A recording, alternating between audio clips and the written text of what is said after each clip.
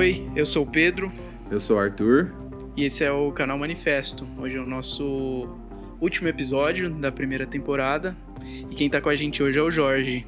Oi, pessoal. Sou o Jorge Rodrigues. Sou mestre em Relações Internacionais pelo programa Santiago Dantas, na Unesp. Eu sou pesquisador do Grupo de Estudos de Defesa e Segurança Internacional, o GEDES, e do Instituto Tricontinental de Pesquisa Social. Atualmente, meio que guiado por esse desgoverno que a gente vive, eu me dedico ao estudo dos autoritarismos de extrema-direita na América do Sul, buscando entender o papel dos instrumentos de violência do Estado na viabilização desses projetos.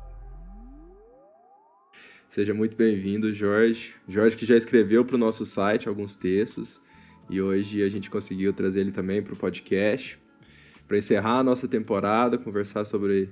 fazer uma recuperação dos assuntos que a gente discutiu, mas também, principalmente, discutir um tema que também veio com um timing surpreendente, visto os acontecimentos dessa semana em Criciúma e também no interior do Pará, que é a questão do armamento, desarmamento, o controle de armas e o armamento da população. Então acho que pra gente começar, como é que estão as coisas hoje, Jorge? A gente teve primeiro aquele decreto do Bolsonaro, que foi no ano passado, né? Liberando a posse de armas e tal, e todo mundo se assustou. E como é que tá essa situação hoje? O decreto, na verdade, Pedro, ele foi lançado em meios desse ano. A gente perde um pouco a noção do tempo nesse momento estranho que a gente está vivendo, mas o decreto ele foi lançado em julho, ali, entre junho e julho, e a mensagem que ele passava era bem simples. Era mais um passo no discurso bolsonarista de liberalizar o acesso ao armamento à população. O discurso ele revogava portarias do Comando Logístico do Exército, que facilitava justamente o rastreamento das armas que eram produzidas e importadas no Brasil. Então, é muito simbólico e, como o Arthur comentou, é sintomático que ocorram esses atos de violência, né? Em Criciúma, enfim, teve recentemente essa semana também em um outro interior, numa outra cidade do Paraná, se eu não me engano. Então, a gente tem visto com uma certa frequência, isso já aconteceu em Ourinhos, no interior de São Paulo também, e muito resultado dessa política de flexibilização. É importante ter em mente que esses armamentos eles não são armamentos que a gente encontra com segurança de uma empresa privada que está rondando uma loja no centro de São Paulo. Esses armamentos são armamentos pesados. Enfim, se falam que, inclusive, no mais recente, existiam indivíduos que portavam bazucas. Então, assim, não é fortuito que o decreto tenha sido lançado e a gente esteja vivendo esse momento de tanta recorrência, né, de assaltos e coisas cinematográficas, de roubo a banco, dinheiro na rua, é alguma coisa, digamos assim. Não, e eu acho que é muito importante a gente fazer esse debate, porque como a gente se pretende um manifesto de apresentar perspectivas da esquerda em alguns pontos de debate, nos últimos episódios, quem nos acompanhou percebeu a evolução das nossas experiências. Então, a gente sai da discussão sobre o papel do Estado na segurança ou insegurança frente à população, a gente debate as questões da polícia, das Forças Armadas, a questão da segurança pública vista desde a periferia, junto com o Aristênio, né, nosso convidado do Movimentos. A gente discute o papel das milícias, o sistema penitenciário, né, o nosso Código Penal. E aí a gente chega num ponto que, na minha opinião, é muito importante que a gente discuta, que é qual que é a perspectiva da esquerda sobre as armas. E muito do debate ele acaba que fica orientado para a discussão do momento, né, de um governo bolsonarista que a gente vive, que recupera essa discussão sobre o papel das armas frente à população, dessa população precisando estar armada para se defender de uma possível ditadura, que é um debate que já acontece em outros lugares do mundo, que os Estados Unidos são mestres em fazer, né, a segunda emenda, e outros países do mundo também têm essa discussão. E a gente importa muitas coisas, e o bolsonarismo importou essa também para o Brasil. E a gente percebe que esse debate, né, é algo que, apesar de parecer paradoxo, também o debate sobre a necessidade de dar a posse do armamento para a população se encontra também na esquerda, né? Em alguns campos da esquerda, de uma esquerda revolucionária, que entende o papel da arma e do exército revolucionário, né? Das milícias operárias, para tomar o poder, para derrubar o governo burguês e o Estado burguês. Então, qual que é a sua visão, Jorge, vamos dizer assim, de como que a gente poderia começar a entender esses paradoxos, né, do debate sobre armas? E antes, rapidinho, só fazer uma parte, me pareceu uma coisa meio nova do discurso do Bolsonaro, eu não sei, eu nunca tinha ouvido ele falar com tanta veemência aquela frase daquele vídeo que vazou da reunião ministerial, que é a população armada não aceita ditadura e tal. Me parecia que, até certo momento, era um discurso mais relacionado com segurança pública, com o direito a cada um a se defender contra um bandido que entra na minha casa. Agora, essa dimensão mais ampla, ela meio que parece que trouxe uma coisa que talvez, não que ela não existisse, mas que ele trouxe uma coisa para um debate, uma coisa relativamente... Pela primeira vez ele trouxe isso para um debate de uma forma mais ampla, né? A gente não sabe se ele imaginava que aquela reunião ia vazar ou não, mas vazou e aquilo chegou para o debate. Então acho que, somando nisso que o Arthur falou, nesses paradoxos todos, entra esse outro elemento que parece que deixa a discussão sobre as armas mais complexa do que o simples. Mais armas, mais mortes, ou menos armas, menos mortes e tal. Me parece que tudo ficou está ficando um pouco mais complexo, e é que já não é historicamente, mas acho que a gente precisa trazer essa complexidade da discussão, né? Não, sem dúvida. Comecemos do Marco Zero, né? Como bom nordestino, fazendo uma referência a Recife aqui agora. A esquerda ou a direita é importante que se diga que mais ou menos armas não implicam em mais ou menos segurança, né? Na verdade, a gente tem pesquisas contundentes que apontam justamente para o contrário, né? Enfim, nos Estados Unidos, como foi citado, a gente tem atentados como Columbine a cada mês, a ponto de que a coisa se torna tão corriqueira que as pessoas ficam dormentes. Então, esse é o primeiro ponto. E isso por um motivo muito simples. A arma, ela não é uma tecnologia qualquer. A arma, ela é um objeto que, como todo objeto da era industrial, enfim, tem um propósito ali, numa racionalidade meios e fins, mas ela não é um instrumento puro e simples. À medida que essa tecnologia ela é produzida com o fim de matar.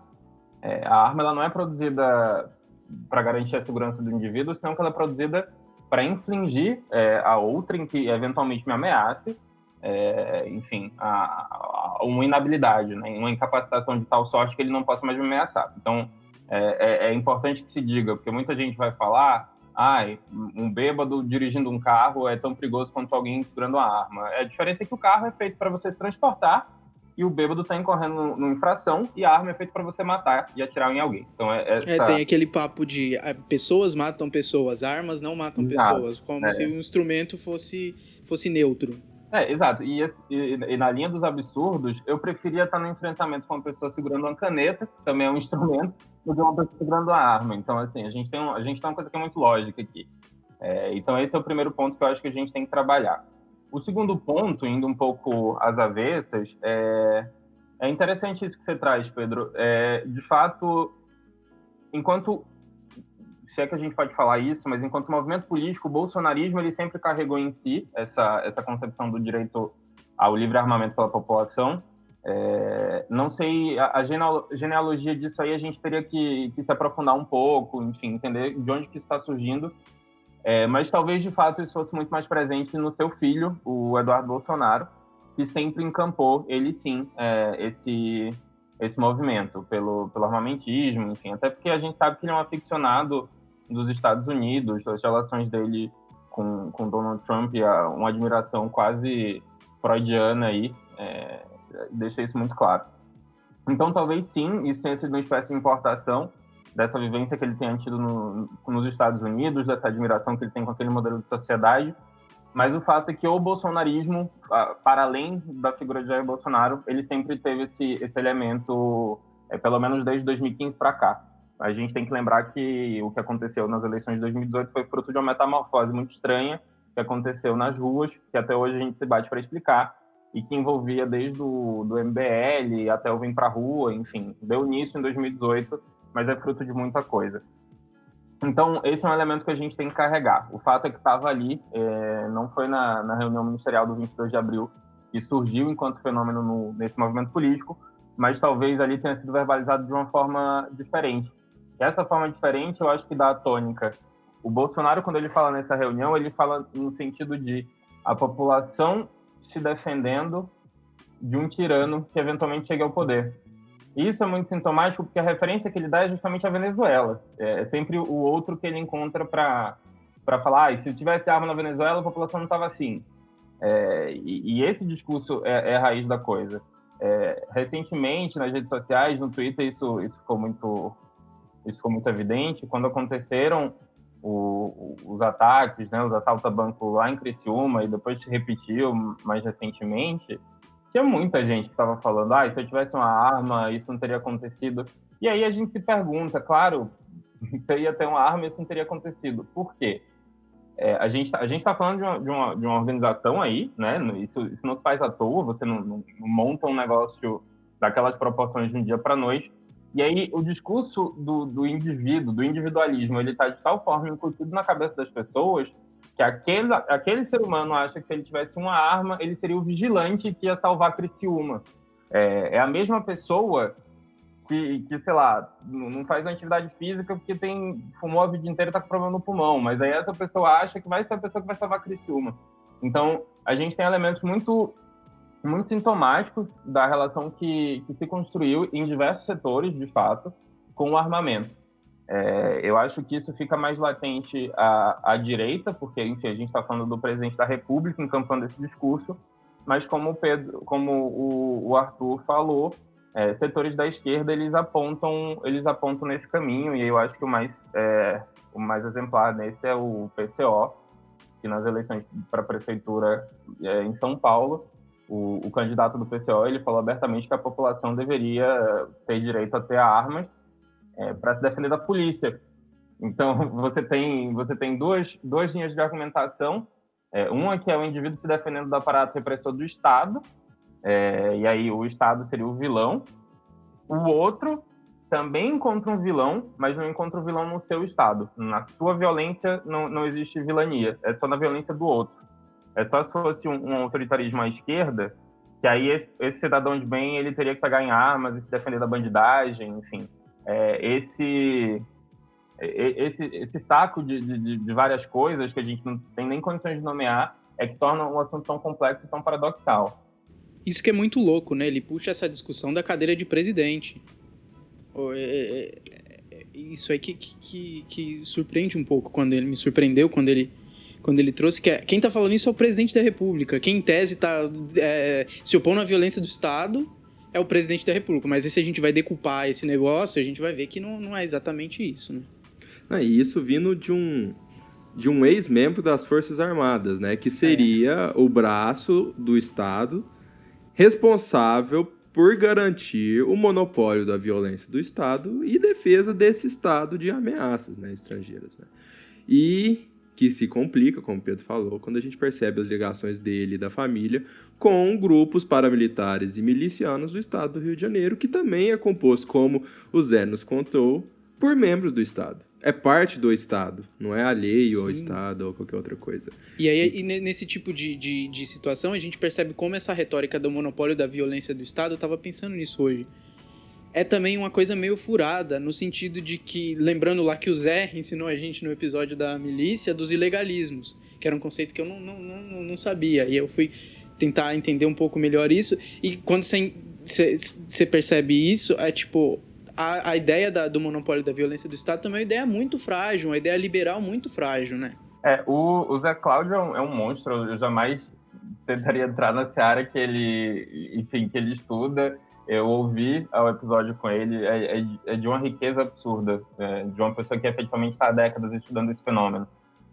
Mas eu acho que sim, eu acho que a milícia no Rio de Janeiro, ela é um bom exemplo dessa relação entre Estado, violência e o indivíduo, no final das contas.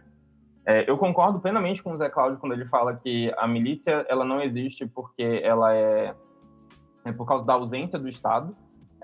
Eu acho que aí fica mais evidente, porque a gente está falando efetivamente de agentes da segurança pública que estão agindo em contravenção à lei. Então, assim, não é a ausência do Estado, ali é o Estado. É o Estado que se conforma de uma forma deturpada e que chega nessas comunidades periféricas da forma que chega. Que, diga-se de passagem, muitas vezes é como o Estado chega nas comunidades periféricas, pela violência. Então, o que eles fizeram foi rentabilizar e criar uma estrutura que, novamente, o Zé Cláudio explicou brilhantemente. Fazendo um pequeno adendo, tão pouco o tráfico ou o crime organizado, que não necessariamente é composto por agentes policiais, ele representa e ele se sustenta pela ausência do Estado. Essas organizações, o crime, ele só existe quando ele é tipificado pela lei. Então, o que é criminoso só existe em relação a quem define o que é ilegal, que é a jurisprudência do Estado. Então, assim, só fazendo esse adendo que também é importante, que existe uma relação embrincada aí também entre crime organizado, que não só a milícia, e o Estado. O Marcelo Salim, enfim, um pesquisador argentino, ele também comenta isso de uma forma muito bacana. E aí a gente chega no grande dilema, né, quando é se discutir violência e Estado. Uma coisa que a gente sempre recorre ao Weber, né, que é o monopólio da violência. Enfim, a gente vai lá, corre aqui, corre ali, mas você vai citar o Weber. E aí, às vezes, a gente esquece que o Weber ele falava que era um monopólio da violência proclamado. Que o Estado ele proclama para si o monopólio da violência, numa perspectiva contratualista ali, né, da sociedade abrindo mão do exercício individual da violência, para que o Estado protetor garanta, de um lado, a segurança cidadã, com a segurança pública aqui embaixo, e com outro braço armado, que aí seriam os militares, a segurança face a ameaças externas, que seria a segurança estatal, enfim, a segurança nacional, e aí existem conceitos que são diversos. Aí a gente vem para o Brasil. Eu acho que o Acácio Augusto e o Davi Sutti, que tenho o prazer de chamar de colega de área e amigo, eles trouxeram isso de uma forma muito boa também, quando eles colocam que a gente está vivendo uma relação simbiótica entre esse braço aqui, que devia estar garantindo a segurança, e esse que devia estar se defendendo contra ameaças. O que está acontecendo é que os dois braços se voltaram para dentro e os dois estão metendo a porrada em que eles deviam proteger. A gente tem isso na militarização das polícias, a gente tem isso na policialização das Forças Armadas. Enfim, a intervenção federal no Rio de Janeiro foi o caldeirão que todo pesquisador dessa temática olhou e ficou, bom, a gente tem milhões de teses de doutorado só aqui. A gente não precisa fugir disso para discutir esse problema da violência do Estado.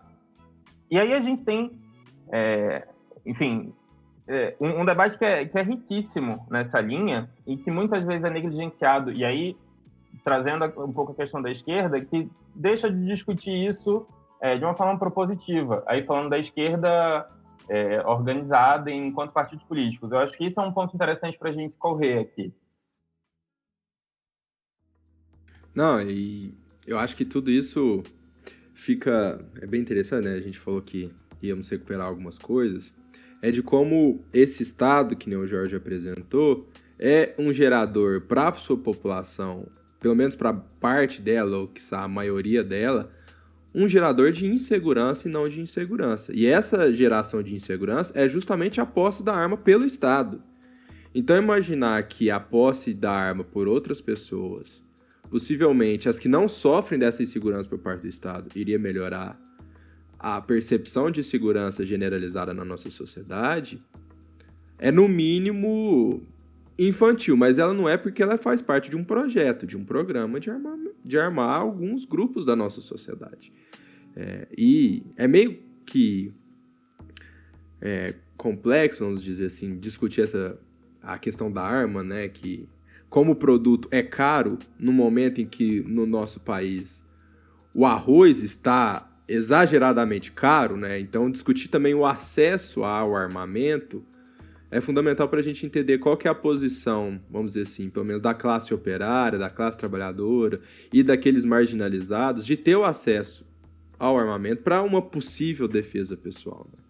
E eu acho que é interessante a gente colocar que, diferente dessa discussão do Bolsonaro, ou da discussão do bandido bom e bandido morto, ou da discussão estadunidense da segunda emenda, dessa paixão, algo que acho que é difícil para nós, jovens brasileiros, nascidos ali nos anos 90, entender esse amor pela arma, né? É que a esquerda, historicamente, não punha a arma como essa defesa do indivíduo. O papel do armamento para a esquerda revolucionária é a arma enquanto instrumento de superação e de derrota do Estado burguês. É um objeto de defesa da classe, não do indivíduo. É uma outra nuance do debate, né? No sentido de que esse trabalhador não está se armando contra um outro trabalhador. Ele está se armando para se proteger das violências da luta de classe. O que se perde muitas vezes nesse debate, né? Genial, Arthur. Eu acho que você foi no ponto, assim. Existe essa diferença que eu considero qualitativa no discurso de uma esquerda revolucionária, de uma direita bolsonarista libertária, digamos assim. Libertariana, Jorge. Eu como um libertário de raiz. Então o Desculpa. libertariano... Mas... O Acácio que gosta de sempre fazer essa correção, aí você falou, eu fiquei lembrando assim, é o Acácio, né? Mas, desculpa te interromper. Não, pertinente. Então a gente tem aí essa direita libertariana falando em torno do indivíduo, e você tem essa esquerda revolucionária que fala justamente nessa dicotomia entre classes, né? Nessa luta de classes. Isso é muito interessante porque, assim, isso está nas raízes do marxismo, né? Enquanto tradição. O Lenin, ele, enfim, um livro que vai ser lançado recentemente, enfim, foi lançado recentemente para pré-venda, agora fica aí a dica, que é o Escritos Militares, tá vindo uma tradução para o português no Brasil, muito interessante, que é o Engels se debruçando ali sobre os estudos militares, algo que fica um pouco perdido também na tradição marxista. Aí você pega o Lenin e você tem, enfim, naqueles textos que eles sempre escreviam para os jornais, né? Enfim, eu posso até encaminhar um link que foi um achado aqui muito interessante para me preparar aqui para conversar com vocês.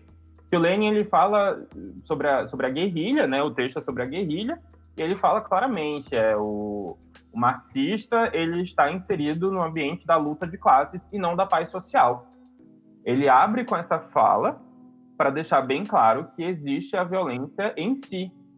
O uso da arma ou não é uma outra questão que eu acho interessante a gente tratar lá, mas a luta de classes, ela em si, é um exercício de violência da classe dominante em relação à classe trabalhadora, que é a classe oprimida, e aí a gente tem todas as interseccionalidades necessárias, do branco contra o preto, do homem contra a mulher, e por aí vai, todas as normatividades que se impuseram ao longo da história, violentando aqueles que foram identificados como outro e marginalizados. A gente tem esse ponto, e é muito interessante você trazer essa questão do valor da arma, Arthur, porque esse discurso à direita, ele fala da população, ele fala você vai garantir a sua própria segurança e não vai precisar mais do Estado. E ele ignora que uma arma barata é R$3.000. R$3.000, assim, não é uma questão do arroz estar caro, porque o arroz está bastante caro, mas é que famílias vivem sem essa renda no mês, elas não chegam perto enquanto conjunto de ter essa renda. Então, quem que vai ter acesso a essa arma e quem vai se proteger de quem? Esse ponto é para se levantar, porque quem vai ter acesso a essa arma vão ser os mesmos grupos da classe dominante, os mesmos grupos que se colocaram do ponto de vista dos privilégios e se auto-outorgaram esses privilégios e vão continuar utilizando mais essa forma de violência, agora outorgada pelo Estado, né, permitida pelo Estado, para seguir violentando as classes oprimidas. Vai ser branco matando preto. A gente vive num país racista e São Paulo tá erguendo estátua para assassino de índio. Assim, não tem muito para onde ir. Esse discurso à direita da liberdade individual, e você vai garantir sua segurança, adquira sua arma e sua vida vai ficar perfeita, vai perpetuar esse estado de calamidade social que a gente construiu ao longo desses 500 anos. Sim, e acho que o que não quer dizer que o socialista, o revolucionário, não acredite numa sociedade onde não seja preciso esse armamento, né? Porque uma vez superada a luta de classes, não mais seria necessário você ter uma milícia organizada, revolucionária, para derrotar a burguesia, porque ela já teria sido derrotada, e aí sim você poderia ter um momento, né, de maior paz, vamos dizer assim, dentro de uma sociedade socialista comunista, né? E eu acho que essa é uma discussão muito pertinente a gente fazer no Brasil, porque recentemente a gente vem encontrando algumas complexidades que uma coisa que a gente percebe é o abandono das ideologias. A gente vê com o debate muitas vezes político, muitas vezes pragmático no discurso, mas que talvez nem seja tão pragmático assim, a gente vai perdendo e vai abandonando alguns linguajares, algumas questões teóricas, algumas noções programáticas, que acho que fazem falta quando a gente vai pensar o momento histórico que a gente vive, em especial o momento histórico brasileiro, latino-americano, de um capitalismo dependente e uma sociedade, como você colocou, violenta ao extremo, né? Então é até difícil para a gente fazer, quando eu e o Pedro estavam pensando nesse episódio, a gente achou que precisava discutir as armas, mas não poderia ser só um debate de armas sobre é armar ou não a população. É mais apresentar algumas contradições que existem, né? Então, acho que essas discussões do qual que é o papel da arma, qual que é a visão da esquerda sobre o armamento, sobre a revolução, ela é importante que seja feita para fora dessas discussões individuais, né? No sentido de não é o indivíduo aqui a noção. Até porque o que seria o Jorge contra o Estado brasileiro? Seria o Jorge contra a polícia do Estado, a Polícia Militar do Estado de São Paulo, né? Então, eu não sei o que o Pedro acha disso, mas para mim era fundamental que a gente recupere essas discussões. Como você colocou, vai ser lançado recentemente esse livro do Engels. E eu estava assistindo alguns vídeos do Jones, ele falando justamente disso, que há uma falta o Jones Manuel, né? Há uma falta do trabalho, da discussão marxista brasileira sobre a questão militar, sobre a questão das armas, sobre essa percepção que era muito latente no início do século XX. Talvez por momentos históricos, por a questão da Revolução, a questão da Primeira Guerra Mundial e etc, etc. Então, acho que é importante que a gente recupere, né? E como que a gente pode perceber essa discussão no século XXI? Não, então, Arthur, eu acho que foi até uma coisa que eu separei aqui.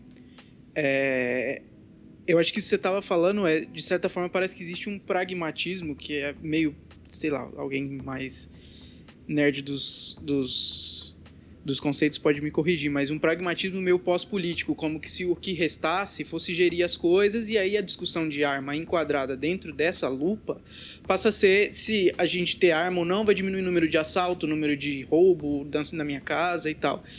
E como isso tira do horizonte político, isso que você está falando, que é uma discussão de arma com um horizonte político muito mais amplo do que essa discussão de gestão, que é uma gestão pós-política e que boa parte da esquerda entrou.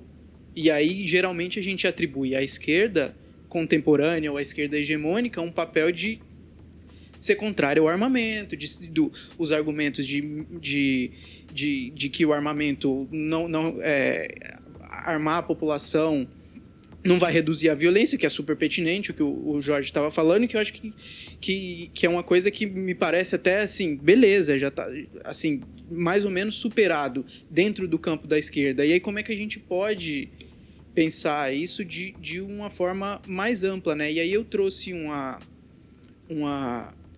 pesquisa do Datafolha, que é uma pesquisa de 2019, que era sobre o decreto das armas do Bolsonaro. E a maioria da população brasileira, 66% contra 31%, era contrário ao decreto para facilitar a posse de armas. Só que, para além desse número genérico, eu fui dar uma olhada na decomposição da pesquisa em raça, em classe, em gênero e tal, nas características dos entrevistados. E aí, uma coisa que a gente consegue ver, eu não vou ficar falando aqui, a gente coloca o link na descrição, é como a defesa do armamento, de facilitar o armamento dentro desse paradigma proposto pelo Bolsonaro, que é esse paradigma que vocês estão falando, um paradigma individualista e tal, ele é muito mais aderente entre os homens, entre escolaridade mais alta e principalmente entre renda familiar mais alta. Quer dizer, esse paradigma de enfrentar a arma individualista, como eu tenho a minha arma para defender minha propriedade, minhas posses, e até inclusive contra o Estado, mas eu sozinho, como isso é uma discussão branca e uma discussão masculina. Então, acho que isso é muito importante, é uma coisa, inclusive, que a gente vem falando ao longo de toda a temporada, como a gente precisa qualificar esse debate de segurança pública com um olhar de raça, um olhar de classe e um olhar de gênero, porque isso revela muita coisa pra gente. Então, quer dizer, para a população pobre e preta, o debate de arma, dentro do pragmatismo da vida, e não do pragmatismo pós-político, mas do pragmatismo da vida, é um debate inócuo, que, muito pelo contrário, está muito claro para essas pessoas, principalmente para as mulheres, e aí a gente traz também o debate para uma dimensão do espaço privado e não mais do espaço público, do espaço doméstico, essa palavra, como está muito claro que isso é um debate superado para a maioria das pessoas, que isso não vai resolver os nossos problemas cotidianos de segurança pública, de roubo, de assalto, de estupro, de violência doméstica, de violência urbana, sabe? Então, eu acho que toda essa fala minha é para complementar, que é como é que a gente pode pensar em trazer o debate das armas, mas por um horizonte ampliado, um horizonte político ampliado. E assim, eu pessoalmente eu não tenho nenhuma posição sobre isso. Para mim não está claro se nesse horizonte ampliado eu deveria defender ou não, mas eu acho, nesse momento, acho que é importante a gente conseguir discutir isso, porque a gente discute muito pouco, ainda mais desde a herança da época da discussão do Estatuto do Desarmamento, que era uma coisa sim ou não, dentro desse pragmatismo, né? Não, sem dúvida. Eu acho que essa proposta é fundamental. A gente não tem como seguir nenhuma discussão sobre violência do Estado, sobre segurança pública, sem pensar nesses recortes. Os números, o Fórum Brasileiro de Segurança Pública está aí lançando relatórios riquíssimos e que a cada relatório a gente só comprova o que a gente já sabe. As vítimas da violência estatal no Brasil, elas são pretas e pobres.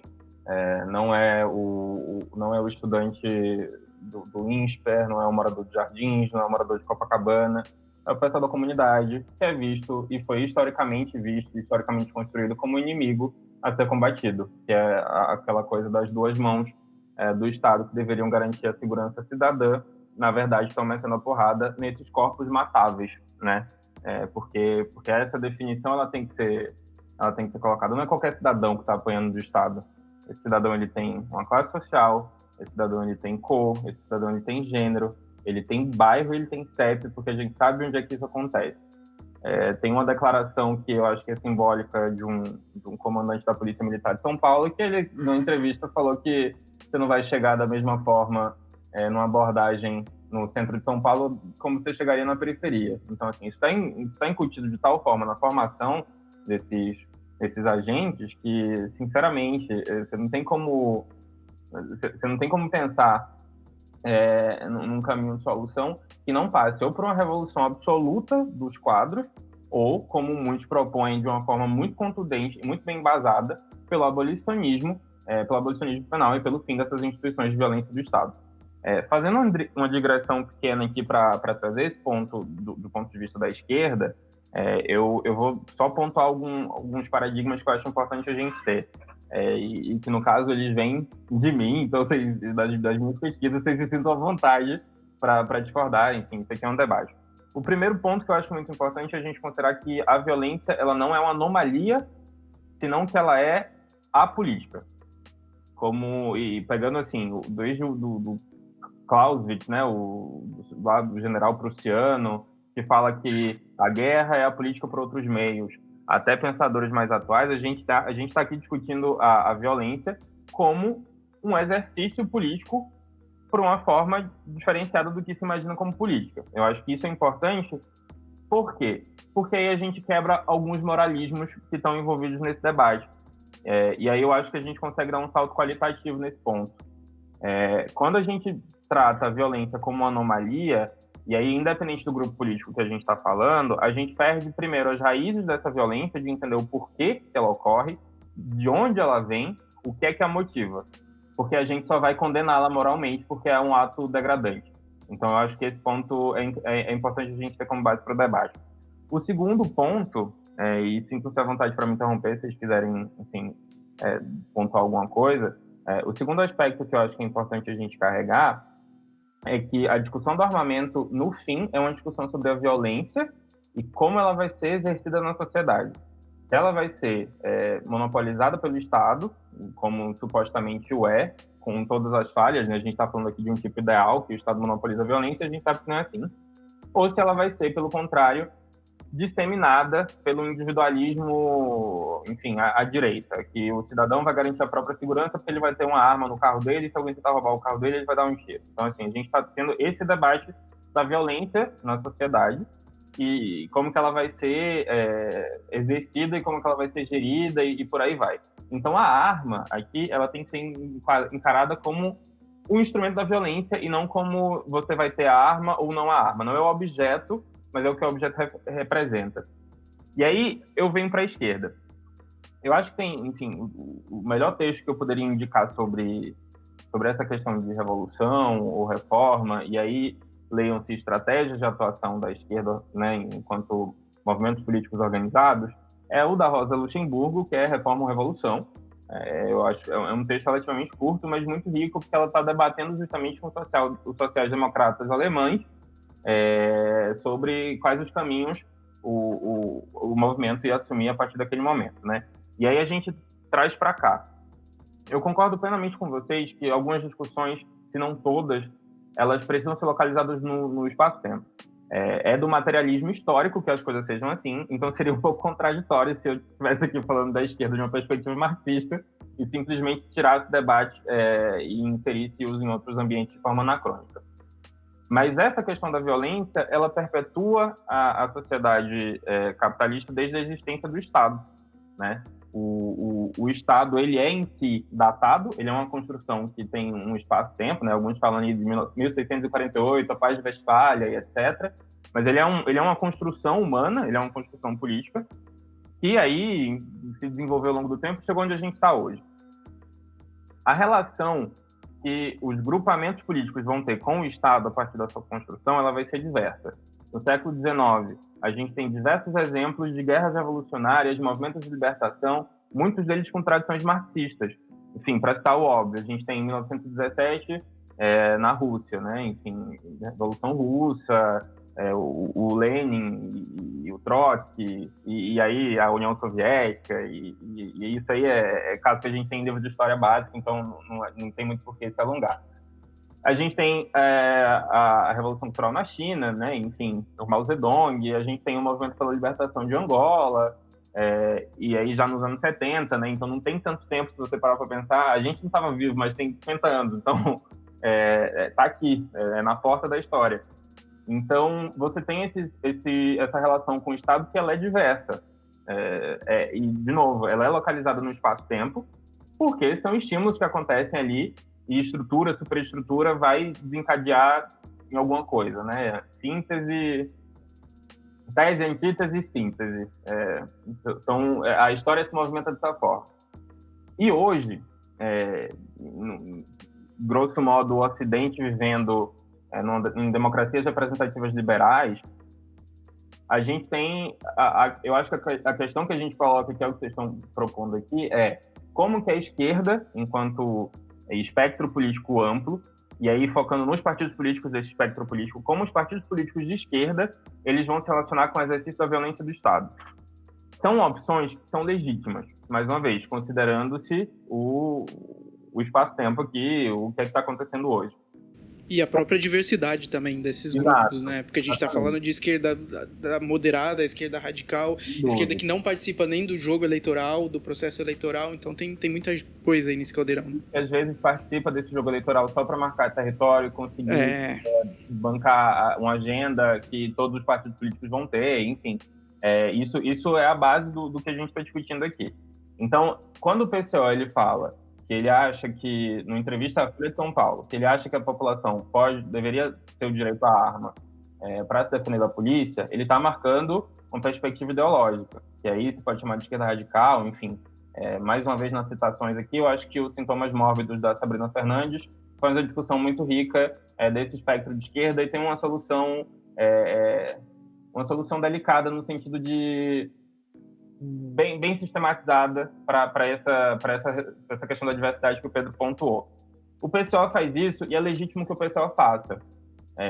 De novo, a legalidade ela é instituída por quem está no topo, por quem assume o Estado. O PCO, quando ele fala isso, ele não está incorrendo em um ato ilegal. Se o PCO partisse para as armas, para a revolução, no ordenamento jurídico da democracia liberal burguesa, ele estaria incorrendo num ato legal. Mas aí é que tá. Ele está contestando a violência do Estado. Então, para o PCO, ao fazer essa... Hipoteticamente, tá, gente? O PCO não está pegando em armas nesse momento. É só uma hipótese. Se, hipoteticamente, o PCO ele parte para a guerrilha, né, para contestar o monopólio da violência do Estado, ele está assumindo essa posição de contraponto ao Estado. Então, são dois entes políticos aqui antagônicos e reconhecidamente antagônicos.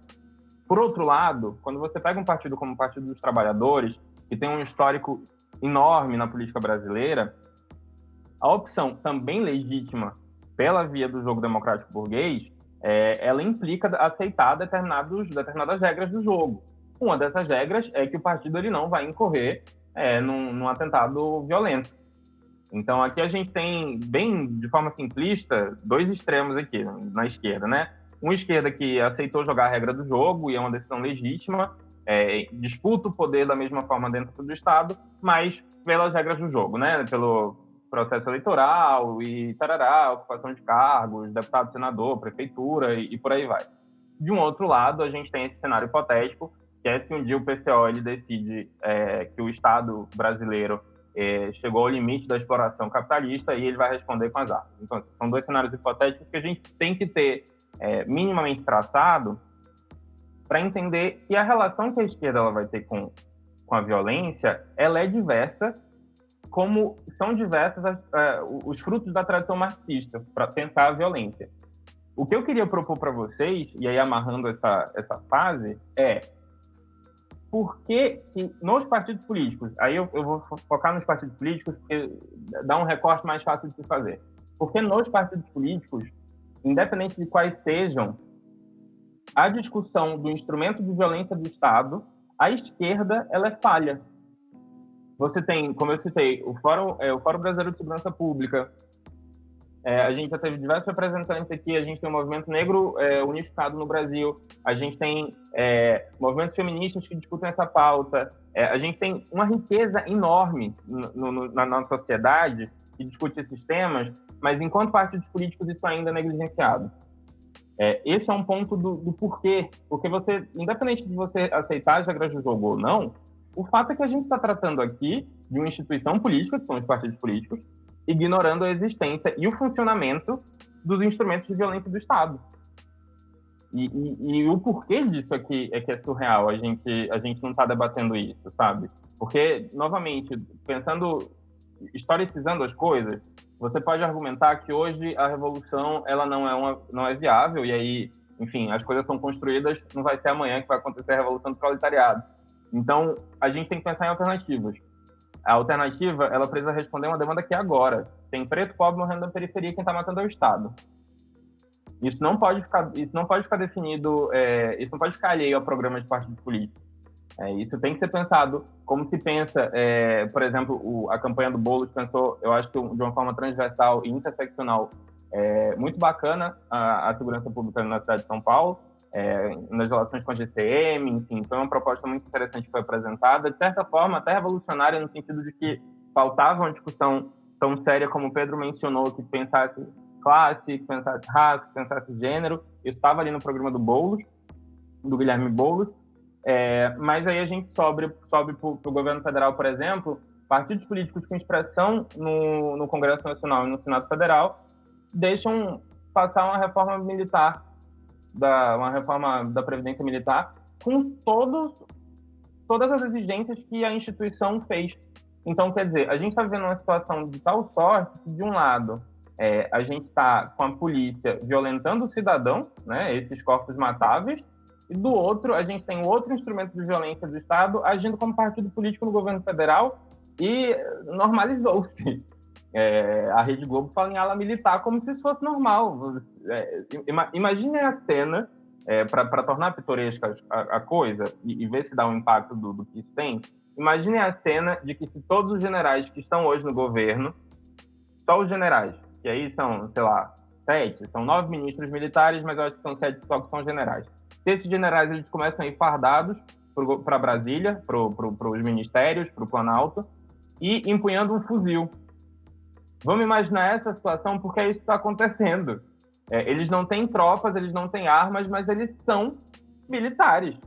E tem uma frase que é muito bacana, que foi proferida por um militar, que infelizmente eu não vou lembrar aqui o nome, eu posso pesquisar e passo para vocês depois, que a gente entra na reserva, mas a gente não deixa de ser militar. E não deixam. Então, por que a gente não está pensando isso enquanto campo, enquanto esquerda e nos seus mais diversos espectros partidários? Por que isso não está na agenda? Isso tem sido feito de forma muito pontual. Não tem uma discussão sistemática sobre isso. E eu acho que é importante a gente pensar nisso, principalmente quando você considera que esses atores, e aí me referindo às Forças Armadas, que são atores que deveriam estar olhando para fora para defender o país enquanto Estado, né, para defender o Brasil enquanto Estado, eles estão se voltando para dentro, ou para ocupar cargo político, ou para agir na segurança pública. Isso é uma urgência que a gente tem aqui. E por mais que não sejam fardados, eles são atores armados. Porque eles são detentores da arma. Eles têm peso sobre as decisões dentro dos quartéis, sobre as decisões de segurança e tal. E acho que eu vou pegar algumas coisas que o Pedro trouxe, essa questão da pós-política, e que você trouxe também sobre isso e sobre por que a esquerda não apresenta algumas proposições. Porque eu acho que, por exemplo, por mais que nós consideramos descabida e que ela não seja certa, quando o Bolsonaro, quando a extrema-direita defende o armamento da população, eles estão dando uma proposta. Por mais errada, por mais descabida que ela seja, é uma proposta. É algo que mexe com o ímpeto da pessoa. E a esquerda, mais uma vez, é reativa, no sentido de que ela é contra isso. Não que ela apresentou uma proposta, ela se posicionou contra o armamento da população. E acho que isso eram algumas discussões que eu e o Pedro fazia, e fazemos ainda, e o manifesto surge também nessa esteira, que nós precisamos deixar de ser reativos, nós precisamos defender, nós precisamos obstruir, nós precisamos ser contrários a esse tipo de coisa, mas nós precisamos propor coisas, que não você está colocando, Jorge. Nós precisamos sair dessa figura só da negação, de reagir ao capital, à extrema-direita, ao Bolsonaro, ao Aécio. Parece que faz tanto tempo, mas foi há 6 anos atrás, então assim, e sermos propositivos. E Arthur, eu acho que também tem uma coisa que é o seguinte, a proposta, a forma como a direita, principalmente a direita bolsonarista, enxerga armas, não é só uma forma que ela é um projeto apresentado à população. Isso eu acho que tem organicidade com as bases deles, isso é um projeto que vem da base. E eu acho que aí toca com o que o Jorge estava falando, quanta gente no Brasil que se entende dentro de um campo de esquerda, mas não está diretamente envolvido com a estrutura partidária, tá fazendo discussão sobre polícia, sobre armas, sobre política de droga radical aqui no sentido de radicalidade de raiz. E como a esquerda partidária, ou ao menos a esquerda partidária hegemônica, não consegue reconhecer ou construir junto essas coisas, ou na hora de construir um programa de governo, ou de fazer uma fala contundente, ignora essas coisas e cai sempre no paradigma pós-político que não, a segurança pública é um problema do Estado. Que Estado? Que Estado é esse? Que é o responsável pela segurança pública? Então eu acho que tem essa coisa também de, além de a gente precisar pensar uma postura mais propositiva do que reativa, é pensar uma coisa de entender as coisas que estão sendo construídas e construir junto, ao invés de bolar um projeto e tal. Sabe? Tem muita coisa acontecendo. E recuperar algumas discussões, por exemplo, que você falou, essa ideia de que papel do Estado se cuidar da segurança. Mas o que é o Estado? Ou quem compõe o Estado? Quais são os interesses dos grupos, dos blocos no poder no Estado, né? Acho que também ter essas clarezas, ter essas leituras, recuperar algumas coisas do passado, porque parece que o Fukuyama, quando ele falou o fim da história, muita gente da esquerda acreditou que era o fim da história. E de que a gente precisava fazer esse debate dentro do que a mídia vai dizer que é democrático. Dentro do que a Vera Magalhães, no Roda Viva, vai falar que tudo bem você falar. Senão você é radical e tudo mais. E isso, na segurança pública, é um problema porque historicamente, e veja, historicamente de agora, porque, como o Jorge falou e a gente viu, vários marxistas revolucionários discutiam a questão da segurança, a questão militar no passado. Mas perdemos essa noção e a direita ocupou esse espaço. Mas ocupou de pôr a bandeira, construir um castelo e ficar lá, porque parece que nós, por mais que produzimos, quando chegamos ao poder, não conseguimos pôr um projeto de esquerda na segurança pública. E não fazemos nem a discussão dentro dos espaços de poder, dentro do Congresso Nacional, dentro das Assembleias Legislativas. E às vezes estrutura a política pública dentro da mesma racionalidade que a gente está aqui criticando, falando mal. Que foi o que a gente discutiu lá no episódio do Zé, a gente discutiu no episódio com a Cássio e com o Davi, a gente discutiu no episódio com a Tayane. A gente discutiu também no episódio sobre justiça com a Bruna e com o Gustavo. Então eu acho que tem essa coisa...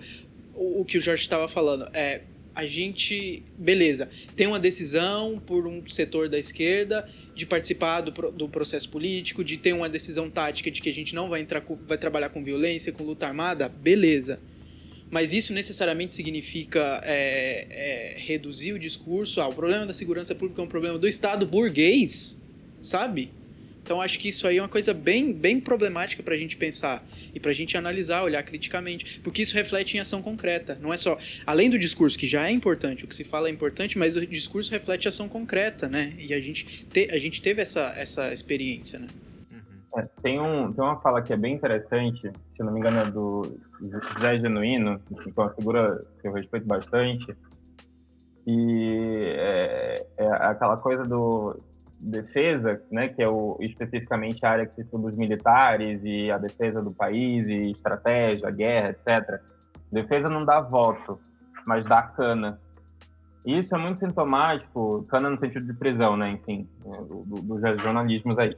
Isso é muito sintomático do que aconteceu na reabertura política, né, na década de 80, ali, fim da década de 80, e no início do processo de redemocratização. Quando a gente sai do regime militar, com toda a truculência do Estado ali às claras, a gente tem uma situação que é uma esquerda ressabiada, desconfiada desses instrumentos de violência, porque foi vítima, como muita gente na sociedade foi, e que sai dessa seara porque aquele processo estava sendo negociado. Os militares, quando eles saem do poder no Brasil, na década de 80, o processo é completamente diferente do que aconteceu na Argentina, por exemplo. Aqui, eles negociaram os termos pelos quais eles iam voltar para as casernas. Eles mantiveram bolsões de autonomia consideráveis na estrutura do Estado brasileiro, cujo exemplo, para se manter aqui no nosso debate, é que a polícia militar é hierarquicamente subordinada ao exército. Então, assim, só para citar um exemplo bem pontual. Isso, no pós-reabertura, foi histórico da esquerda. Você tem nomes que são organizados em partidos políticos, como o próprio Zé Genuíno, que discute isso, por função, porque foi ministro da Defesa. O Jacques Wagner discutiu isso. No âmbito da segurança pública, o Marcelo Freixo tem essa inserção.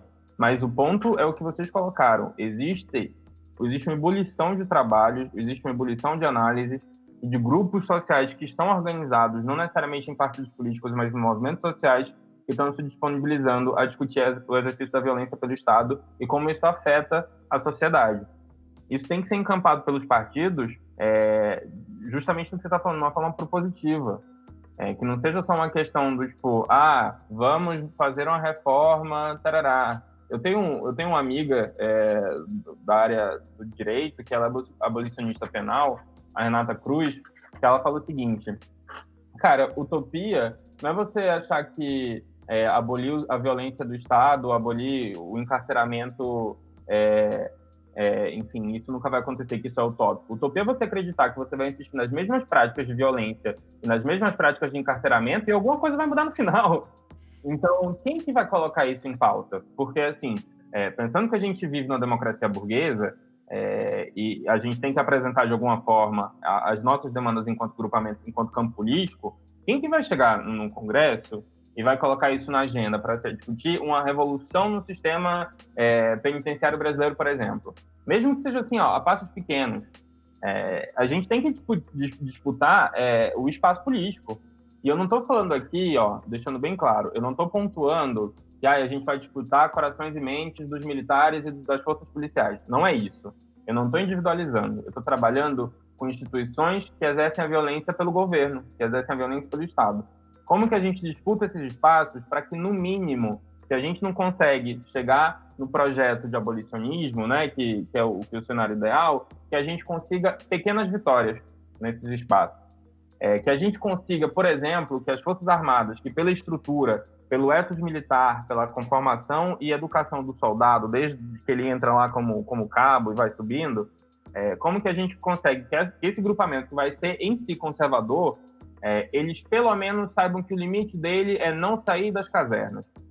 Como que a gente faz com que isso aconteça para que eles não se julguem os salvadores da pátria e a cada abertura de crise política que tem no Brasil, a gente está ouvindo um milico falando e sabatinando o candidato à presidência? A gente viveu em 2018 uma coisa que foi absurda. Além da manifestação no Twitter do Vilas Boas, que então era comandante do Exército, ameaçando abertamente o STF em relação ao julgamento do habeas corpus do Lula, nas eleições daquele mesmo ano, o cara sabatinou os candidatos à presidência. Os candidatos ao maior cargo de comando do Brasil, que é comandante em chefe das Forças Armadas Brasileiras, foram pedir a bênção para um general. A gente vive numa situação de anormalidade que é absurda. Isso precisa ser pautado urgentemente. Existe um cordão sanitário que foi construído no Brasil que compra um discurso que vem das Forças Armadas, que é elaborado lá, porque eles têm uma capacidade de comunicação muito maior do que muitos grupos políticos que a gente tem aqui no país, que eles são capacitados tecnicamente, que eles são moderados, que eles vão conservar as instituições. E, cara, o Olavo de Carvalho passou a década de 90 inteira dando aula e palestra nas instituições militares. Existem escolas de formação de oficiais do Exército que usam como referência textos do Olavo de Carvalho. O Felipe Martins, o Deus Ruth, da Assessoria Internacional da Presidência da República, estava dando aula na Escola Superior de Guerra. Isso não é à toa. Existe uma coisa ali que está acontecendo e que precisa ser abordada, porque essas pessoas têm armas. É muito simples. Essas pessoas, elas têm autorização legal para exercer a violência. E quem que vai definir contra quem elas vão exercer a violência? Quem está no governo é o Bolsonaro. E aí?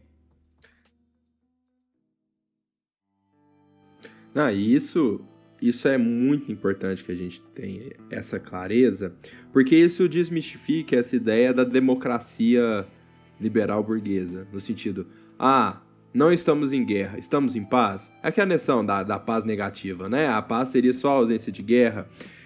Eu acho que isso tem muito a ver com o que o Jorge estava falando, que a gente trata a violência como uma normalidade, um desvio de uma sociedade que está funcionando em paz, super bem, e a violência é um desvio, como se a violência não fosse constitutiva da sociedade funcionando em normalidade. A gente pode até acreditar que em algum momento vai existir uma sociedade que funcione sem a violência, mas hoje ela é uma forma constitutiva da sociedade.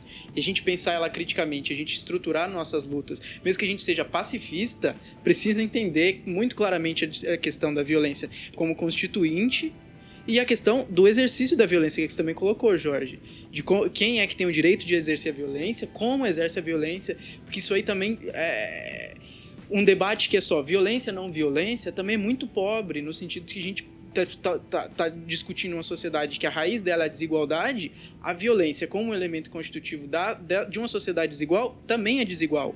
Então não é violência para todo mundo, não é arma para todo mundo, né? É arma para quem? Violência para quem? Então eu acho que isso é bem importante.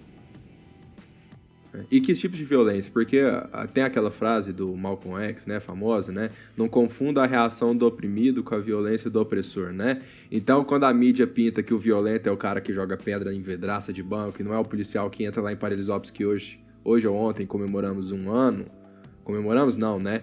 Sentimos, né, que faz um ano de uma chacina, de uma violência que o Estado, novamente, o Estado cometeu. Esquecer que a violência é o que caracteriza, olhando por uma lente marxista, nem toda a esquerda vai olhar, mas que a violência é parte do sistema capitalista, do Estado burguês, que é a luta de classes, e que a burguesia, a classe dominante, vai ser violenta a todo instante, seria muita ingenuidade a gente acreditar que é capaz de fazer, inclusive reformas. Vamos supor, o Jorge estava citando esse número de militares no governo e um partido que não é só fardado, é armado. Como que você vai fazer uma discussão sobre previdência no Congresso, previdência militar, com os militares apontando canhões para você? É muito difícil a gente falar em reforma da polícia militar, sendo que a polícia militar está armada e nós não estamos armados, né? Então, por isso que eu acho que é importante a gente recuperar essa noção revolucionária, não só marxista, mas de esquerda revolucionária, de que não é possível a gente superar o modo de produção capitalista ou Estado liberal burguês se nós não estivermos amparados, talvez, numa revolução armada ou qualquer outra coisa que seja. Acho que é difícil a gente vislumbrar isso, que esses grupos armados vão aceitar de maneira pacífica ou não essas revoluções, né? E aí, acho que algumas coisas, né, que a gente colocou é que a discussão armamentista, como ela é feita hoje, ela não é feita, como a gente já pôs, nesse horizonte. Ela é impregnada de um discurso de direita, mas também de um discurso de interesses do capital, que é a indústria armamentista, que são os lobbies armamentistas, que são o imperialismo também de quem faz esses lobbies armamentistas, que muitas vezes não são nacionais, né? Sem dúvida. Fechando os pontos que vocês trouxeram, eu acho que se resume no seguinte: quando a gente está falando que é fundamental para a esquerda enquanto corpo abstrato, né, mas para esse campo, discutir sempre que possível o exercício da violência do Estado e considerar esse exercício da violência como elemento constitutivo da política, a gente não está advogando aqui por um genocídio, a gente não está sendo necessariamente armamentista, a gente não está falando vamos todo mundo pegar em armas agora e vamos sair atirando por aí. Não é isso. O que a gente está pontuando são justamente todas essas urgências que se passam despercebidas porque a gente considera, o que vocês bem pontuaram, que o funcionamento normal do sistema, né, do sistema político nacional e internacional, ele se dá quando os entes eles estão na pacificação, eles estão naquela situação de normalidade, bem entre aspas, em que as demandas elas não excedem a voz, em que elas não vão para o físico.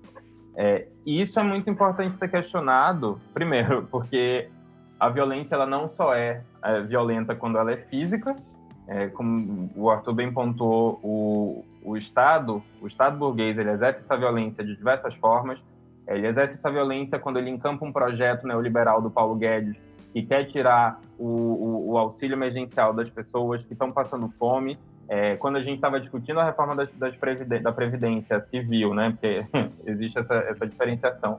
Quando a gente estava discutindo essa reforma da Previdência, esse mesmo projeto do Paulo Guedes, que ninguém na mídia tradicional dá um pio sobre ele, estava ali falando de acabar com o benefício de prestação continuada, que era para pessoas de mais de 60 anos que sem condições de trabalhar. Então, isso é a violência do sistema que é considerada normal pelo próprio sistema. Então, assim, tampouco a gente pode negligenciar as urgências da violência física, do exercício de fato da violência pelo Estado, e tampouco a gente pode negligenciar essas violências que são cotidianas e, por não serem físicas, que são normalizadas no imaginário popular. Eu acho que isso é bem importante a gente ter pautado aqui.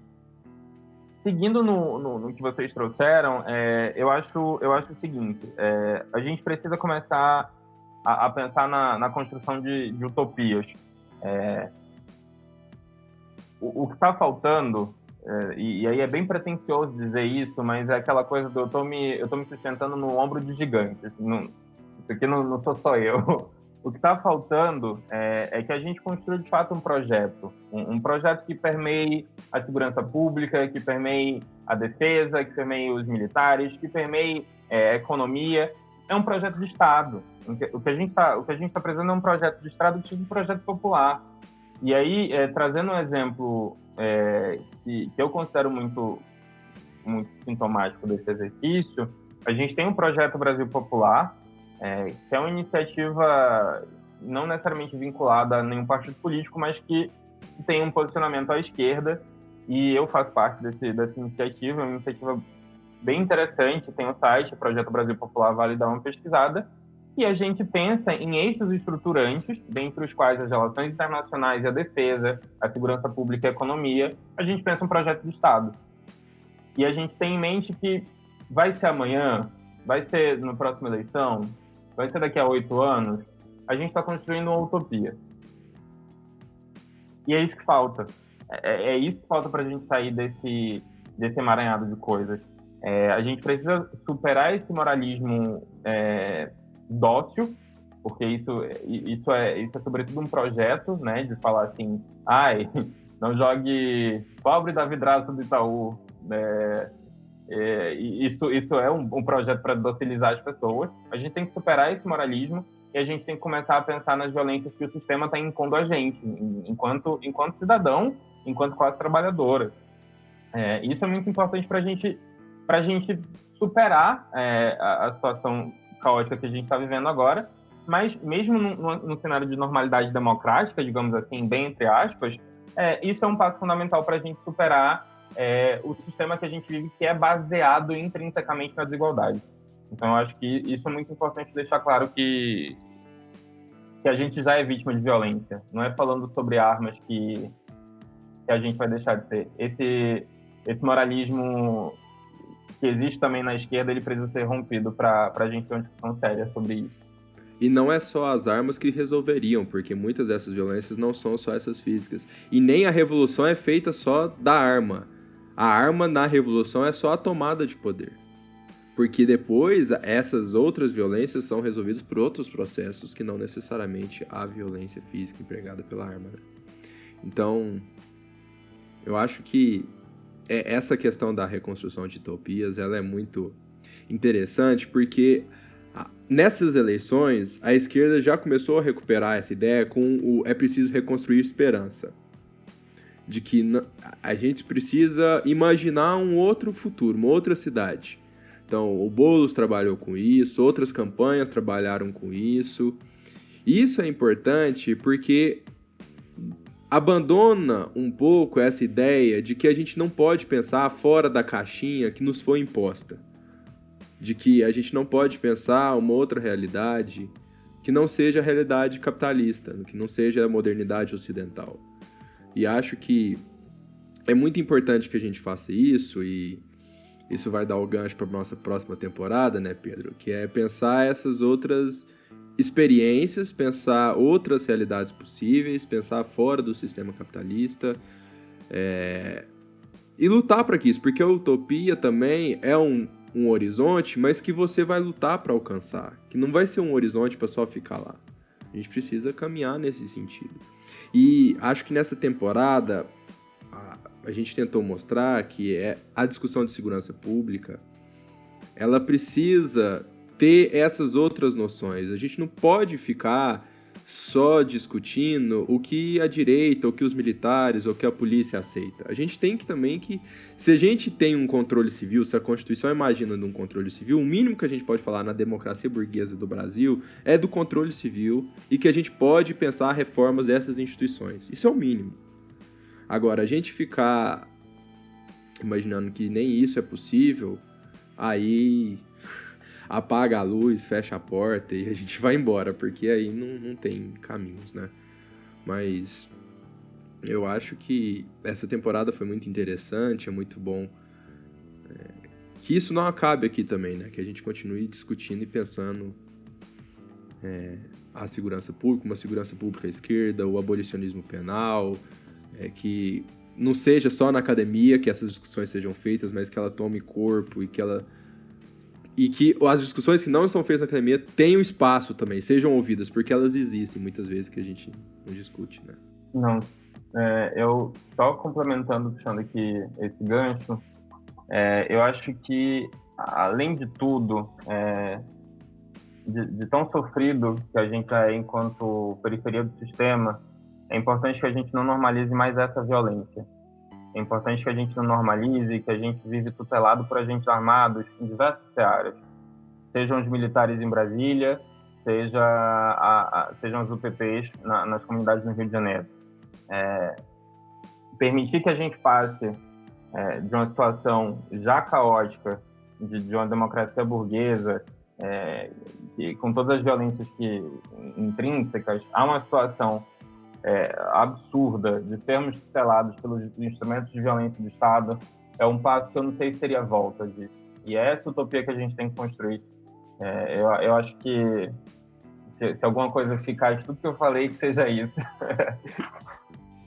Sim, eu acho que as condições materiais estão muito bem colocadas. E eu acho que existe uma percepção que também é relativamente clara, que para a maioria das pessoas, a polícia não é uma ferramenta, um mecanismo de segurança. E para a maioria das pessoas também o armamento civil individualista, nesse sentido que a gente está colocando, não é uma alternativa. Primeiro que ele não é nem uma alternativa economicamente viável, você não tem acesso. Isso é uma coisa que eu estava pensando hoje também, que o que talvez deixe o pobre cada vez mais longe da arma não é necessariamente a legislação. O branco, o rico, talvez sim. Compreendo. Agora, o pobre são outras dinâmicas, principalmente as dinâmicas de classe, as dinâmicas de raça e de gênero. Muito mais do que a existência ou não de uma legislação que te permite um porte, uma posse, são as dinâmicas da própria sociedade que te tiram a possibilidade da violência, seja ela qual for, se é uma violência revolucionária ou se é uma violência individualista. Então, eu acho que para a construção dessa utopia e para pensar essa utopia no presente, e muita gente já está pensando, já está exercitando isso, seja num campo teórico, seja num campo prático mesmo, de pensar uma vida e de grupos organizados coletivamente dentro de uma perspectiva não punitivista, de uma perspectiva abolicionista e tal. Eu acho que isso já está acontecendo e as condições estão colocadas. Eu acho que o que falta, e eu acho que isso é papel de todo mundo que está trabalhando, está pensando sobre isso, que está agindo sobre isso, dos movimentos sociais, da academia, é de conseguir construir junto um projeto que amplie o repertório. Porque eu acho que é isso que leva à utopia, é ampliar o repertório, expandir o horizonte do tempo, o horizonte da ação para outras possibilidades. Porque eu acho que a condição concreta está dada, que é o que temos não atende as nossas possibilidades de segurança e, inclusive, ameaça a própria sobrevivência, que eu acho que é o que fica a cada evento, que não é novidade nenhuma o que está acontecendo, da morte no supermercado, das coisas que estão acontecendo nos Estados Unidos. Isso não é novidade, isso acontece todo dia. Então, eu acho que as condições materiais elas estão colocadas e muita gente já está trabalhando em cima disso. Eu acho que o nosso papel como quem comunica, como quem pensa, como quem age, pensa e comunica ao mesmo tempo, que é o principal, é contribuir nisso de ampliar repertório e construir as coisas juntos, porque também não tem uma receita. Eu acho que por isso também que essa temporada que a gente fez foi tão difícil, porque não tem uma receita. E a gente reclama, não, tem que ser propositivo e tal, mas também não tem uma receita. E que bom que não tenha também, porque a receita vai ser construída coletivamente dentro desse caldeirão de coisa que eu acho que já está acontecendo, mas que precisa de mais escala. E eu espero que construa. Eu não sei, porque não tem alternativa. É muito difícil esse tema de segurança, a gente trabalhar é muito difícil.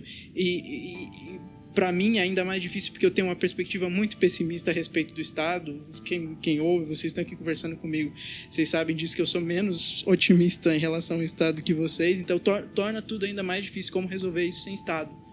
Ou com outro Estado que seja também um Estado radicalmente diferente, como é que faz, né? Uhum. Não tem resposta. Ou talvez a solução seja tirar o Estado. Pois é, mas aí vem o Thiago no antepenúltimo episódio e fala, vamos tirar o Estado, como é que é? Que eu acho que isso também é outra camada pra gente refinar o debate, que é, vamos acabar com a polícia? Vamos. Vamos acabar com o Estado? Vamos. Como?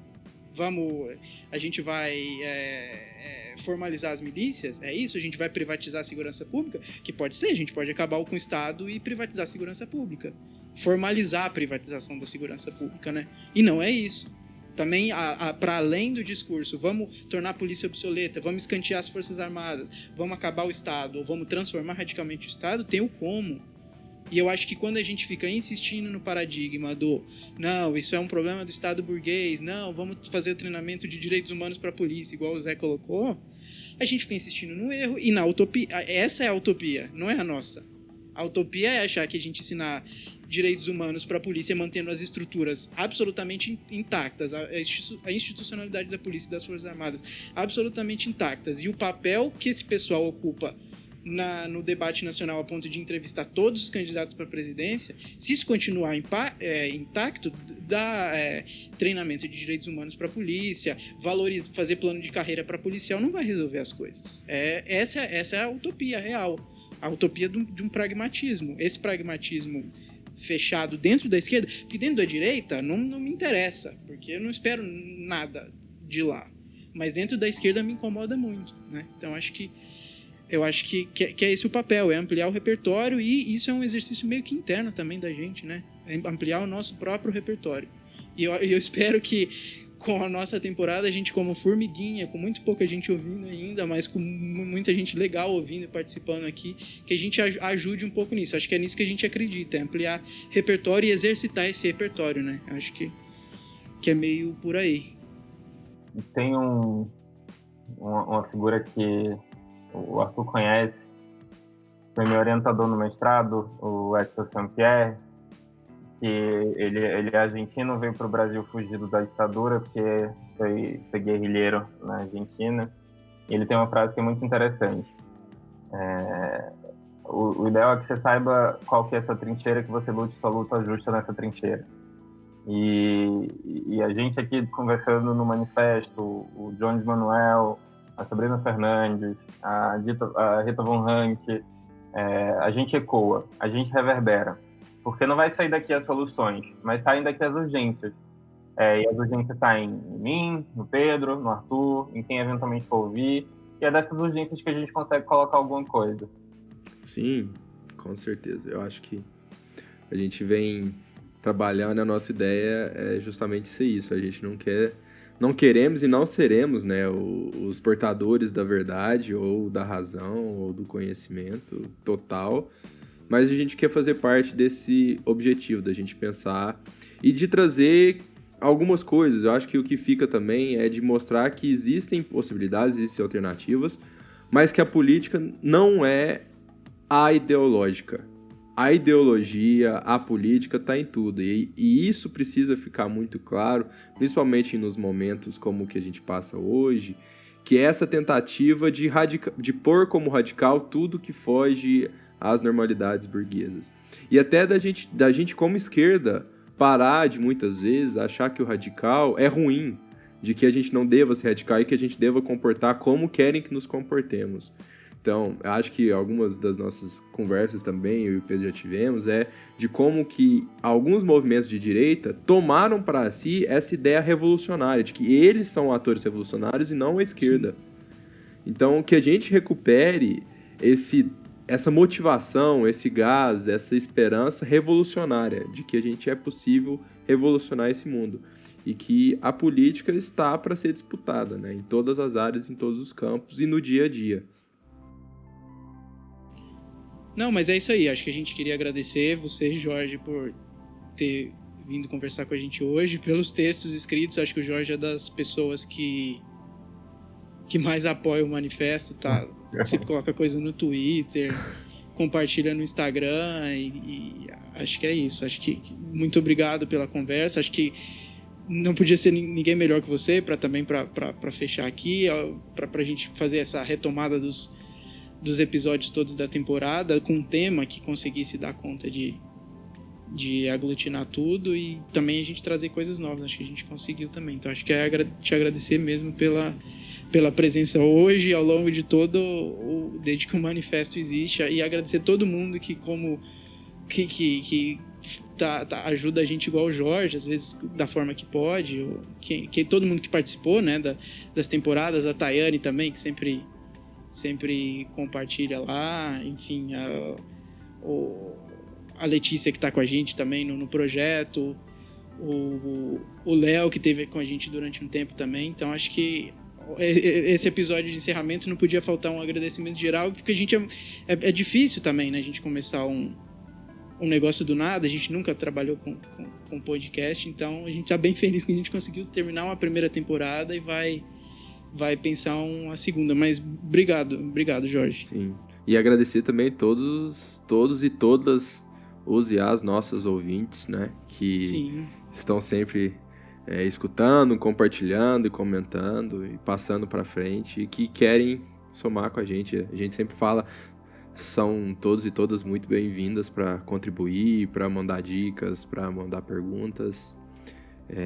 E já adiantando que na próxima temporada abordaremos alguns temas de economia, de economias, histórias econômicas, perspectivas econômicas, trabalho, resistências ao capitalismo, né, de possibilidades, de horizontes, de um pouco disso que o Jorge falou, de utopias.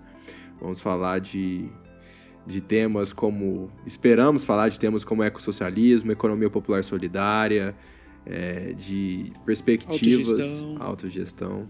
Perspectivas que possibilitem a gente vislumbrar, resolver mais um problema dessas violências, né? A violência econômica, das desigualdades, do sistema capitalista em si, né? Dessa luta de classes. Porque não dá pra gente pensar a democracia se não pensar segurança e se não pensar também economia. Né? Não dá pra... Acho que o que estrutura a farsa da nossa democracia atual, alguns dos pilares e os principais, eu acho que são esses: a segurança, a economia, e quem sabe a gente encontre outros, acho que não vão faltar pra gente pensar as próximas temporadas, pra gente destruir e construir de outro jeito, né? Não, sem dúvida, gente. Estou muito feliz em fazer parte desse fechamento aqui com vocês. Foi muito bacana ver o aprendizado de vocês ao longo dessa primeira temporada.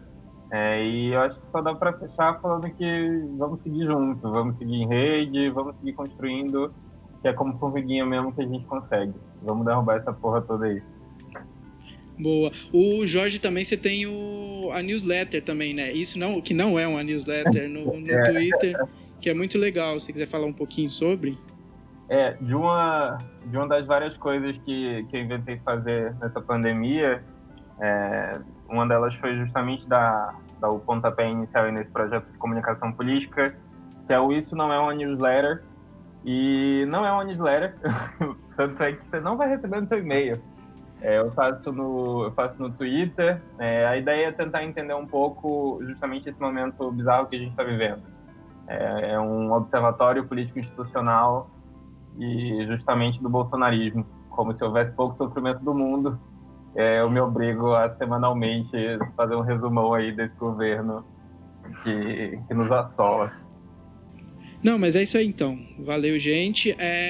Já pensando na próxima temporada também, quem nos ouve tem sugestão de convidado, tem sugestão de tema, quer ser um convidado também, porque quem são os convidados se não nossos amigos, algumas pessoas novas que a gente conheceu também e que foram muito legais, né? A gente conheceu gente nova, né? Isso foi bem legal.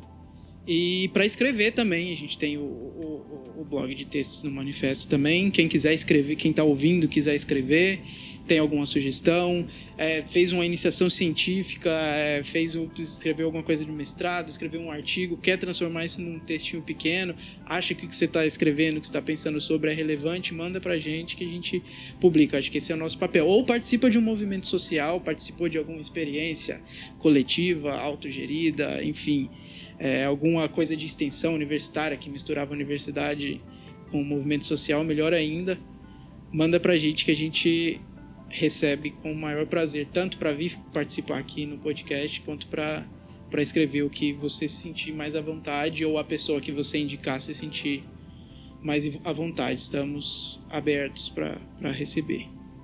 É isso aí? Valeu então, gente. Até a próxima. Valeu.